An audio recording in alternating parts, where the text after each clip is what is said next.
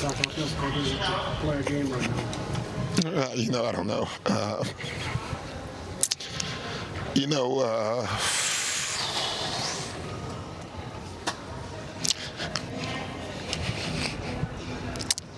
I just don't have a lot to say. The news is just devastating to everybody who knew him, known him a long time. And, you know, he means a lot to me, obviously. You know, he was such a great opponent, you know. It's what you want in sports.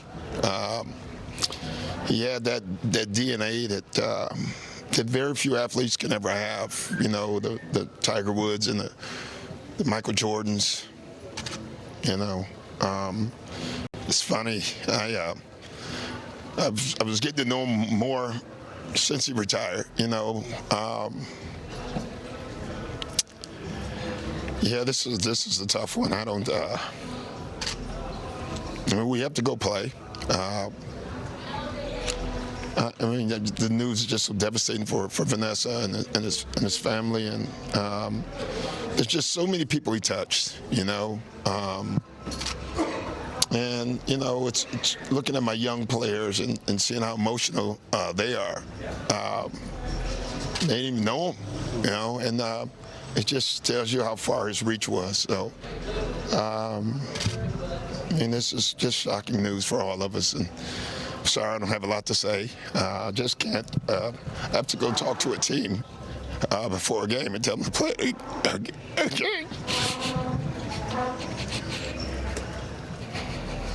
What was your last interaction with Kobe like? It was great. We were at a function about 3 or 4 weeks ago, and we sat and talked for probably 45 minutes. You know, we always like to reminisce. We would always laugh at our versions of our losses. You know, when we beat them in 2008, he had his version, and when they beat us in 2010, I had my version, and we would laugh at how different we looked at the games. You know, this is a great loss for the league, and I thought he had so much more left to do. You know, and he was starting to do it. Never seen him happier, you know. So, I don't know. Do you feel blessed that you were able to? Yeah, I'm lucky that I was part. You know, I'm lucky that I, you know, got to coach and compete, you know, against him, and you know, and I feel for so many people. I mean, it's obviously his family. You know, I can't imagine. You know, Lou played with him. Ty Lue played with him. Cliff coached with him. Kawhi was very, very close with him, and so was Paul George. And he meant a lot of good for our league, and especially the competitive part of our league. So, you know, sometimes things don't make sense, you know, and there's times you should feel, you know, you just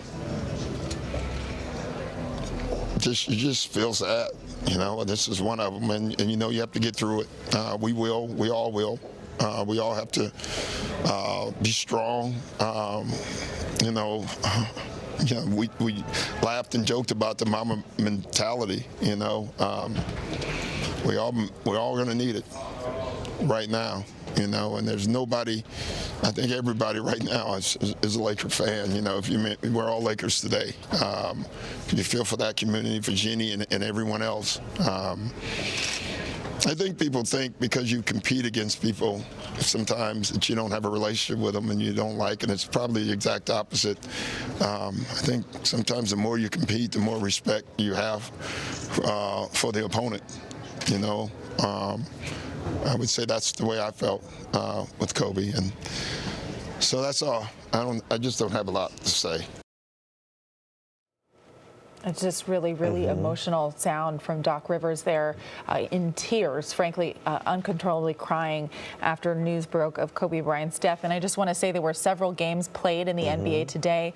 Of course, some people online were critical of that, but very difficult to cancel a game in the last moment for many reasons. But it was a really hard day, and imagine how hard it was for players to get out there and play today. So many of them were in tears. Tim Duncan was crying, Tyson Chandler was crying, Austin Rivers was crying. Just so many people who were in tears today and had to find the strength to play a basketball game after this shocking news that really shocked the NBA to its core. And for coaches like Doc Rivers, who has to rev up his team, fire them up for the next team, that's when he choked up the most, when he goes, I have to go into the locker room and talk to these young guys and tell them what's going on and just and still try to motivate them to play a good game. Hard to imagine. All right. Well, continuing coverage of the loss of a legend.